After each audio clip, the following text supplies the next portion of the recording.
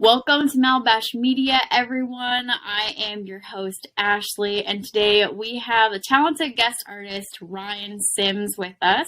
And are excited to have him on our first launch for a real live show on Malibash Media. Ryan, how cool is it to be here today? We're excited to have you. Sweet. I'm glad to be here. Yeah. Yeah, that's awesome. I'm so excited. Ryan's super talented, and we're going to be jumping into some of his work, and he's going to talk and share a whole bunch of it. So if you guys would like to, please add some comments and also send us messages if you would like us to ask some questions for Ryan on any of our social media pages. Make sure you follow us so that we can get those messages and ask Ryan at the end of the show, so that you can kind of create that personal connection with him as well. We created Malibash Media to spotlight artists and professionals in the business. And we are, right now launching not only Malibash.com, which is a platform that houses all types of media professionals. And right now we're working towards more of the go-to for companies that are hiring for all their company commercials and film advertising needs. So definitely check us out on Malibash.com. If you're not able to listen to the whole live with us, we will be reposting this onto our websites on articles and videos, and then also onto our YouTube page. So check us out there because we are live currently on LinkedIn and YouTube. So let's dive into the good stuff here and talk to Ryan. He is a cosplay and fashion photographer, CGI extraordinaire. I mean, what should we say, like superhero type person, real life superhero. Sure, we'll go with that. We'll go with that. Yeah, right? I was thinking about that. I was like, he's a real life superhero. This is good. So Ryan, tell us a little bit about you, where you are, and how you got to where you're at currently. Just give us a little deal. Oh, man, I always debate, like, how far back do I go for this story? It's like, well, we start at birth, and my mother's little. We go from there. So I'm originally, let me turn my volume down. I think I might have had a little bit of a, there you go. I'm originally from Laurel, Mississippi. Born and raised there.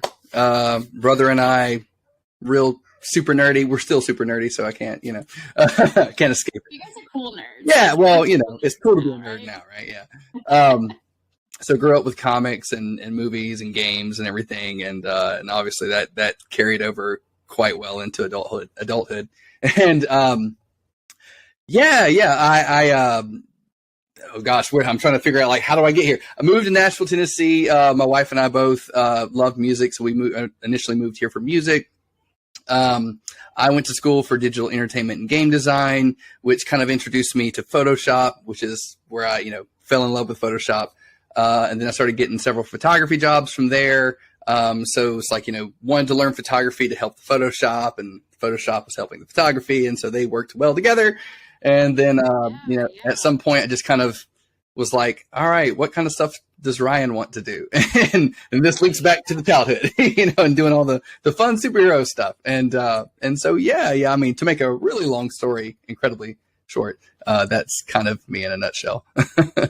No, I love that. That's fantastic. And I know you talked about, like, getting started in doing that portrait photography, and that kind of helps to grow you up into doing the cosplay and everything. And by the way, if anybody knows how to get Ryan a sponsorship by Adobe for Photoshop or anything, let him know, because he's really great and totally deserves that. And we're going to see some of his work here really soon. That'd be awesome. But if you guys to find Ryan, you're going to want to go onto ryansimsphotography.com, or you can find him on Ryan Sims on Instagram and all kinds of places. YouTube that and all that stuff. And stuff. So I would highly recommend that you can find him and watch his work, because he's really fantastic. So I found Ryan on Instagram and absolutely couldn't believe that this was created by you. I was just like, this is just somebody who's like taking, if you think of like a Marvel poster from some sort of Cinemax theater, this is his work. And I was thinking, this is somebody copying and pasting. So stuff that they've taken. But no, this is legit, and you guys should definitely check it out. But Ryan, you get to share some of that with us, and I want you to talk about some of your favorite pieces, some of your favorite things to work on. How long does it take you to work on a project? I know we talked about this a little bit, but I know the audience would be really cool for them to find out, your processes to all of it, because this to me looks like it should take a couple, like a week. But how long does it take you to create a masterpiece, and what do you like to do more? I know we talked about like fashion and your portrait. You have a lovely family that you've done things with. So what do you enjoy focusing on the most? Oh gosh, so many questions there. We'll work in reverse. We'll start with your last. I guess it really just depends. I mean, people ask me what's like the favorite thing you've ever done. I'm like, I probably haven't done it yet. It's the next thing. The next thing, that's my favorite one. There are times where I feel like I work on things that are like intricately detailed, and to me they're really cool, but just because of the amount of detail that goes into them. But I tell people all the time, and it was something that I grew up with, the mentality of less is more. And so like I really enjoy just portrait work that's just simple, visually stunning, and there's not really a whole lot of intricate detail. It's just simple, but it's beautiful, and so I don't really have a favorite. It depends on what mood I'm in that day, I guess. But, but I definitely resonate very strongly with the less is more mentality, because a lot of times people try to make their composites super, super busy, and they can look, and I'm all for that. But sometimes, the very simple, are the most compelling, or eye catching. So I guess I'll share my screen real quick so you can kind of see what I see. I'm screen sharing my Instagram account right now, just simply because it is basically the biggest body of portfolio work that I've got out there. It's just everything that's on Instagram. And so, and I love this because what you're saying is less is more. I've done modeling, and so you capture just some of the best poses, and your lighting's so on point. I've seen some photographers just butcher even the prettiest person. So this is just absolutely gorgeous. Thank you. Well, I brought it up, and I've scrolled a lot to get here, but I bring this one up a lot just because there was a lot of planning involved in it. Obviously, this was, was it? No, it was this year. What is time anymore? I know, right? This was March of this year, but we had planned it well into the previous year, because we had shot it in December of 2020, but we planned for months before that, because we knew that the Snyder Cut was coming out, and so we wanted to kind of do something that was paying homage to that. And all of these guys are all super talented, like custom made their suits, and they're all like cinematic quality and just like super awesome people. They did the black and white version. So you got Tim and Kinsey and Mark, and that's Tim again as the Flash. And then we have, he was new to me. I forgot his name because I'd met him that day. It's somewhere in the comments. But I had to like CGI parts of his body. So that was new to me because, I was new to CGI at that point. And then of course, how long have you been doing the CGI part of it? The CGI part. So literally this year, I took a course with ProEDU.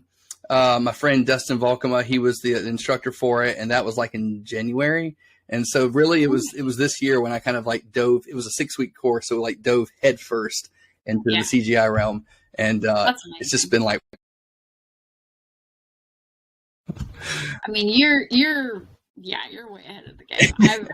This is top notch work. I mean, seriously. But it was cool because it did catch the attention of Zack Snyder himself, and he shared it on his Instagram account, and that was really, really cool for us as fans who are wanting to pay homage to, this awesome, his awesome version of the movie, and just all the planning. So it was nice because there was a lot of planning and work that came together to kind of make it come together. And, I love it. And so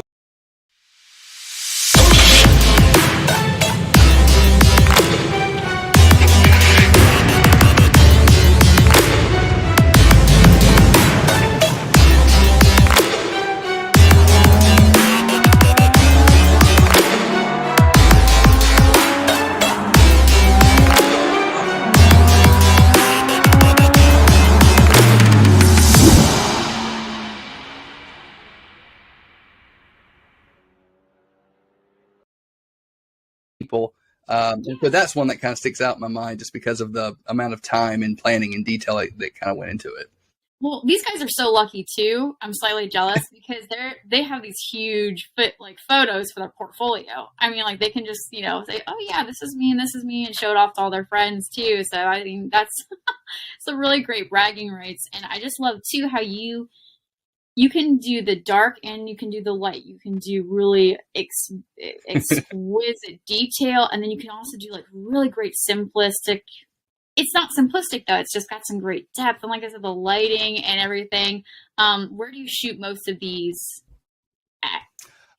Here's another good example of less is more. Like I love just shots like that. There's no Photoshop. It was just simple, So that whole photo shoot, just that specific photo shoot was actually just done in, so this is Mark, and this was all done in Mark's living room. So like, it wasn't any like high-end studio or any place like it was in his living room.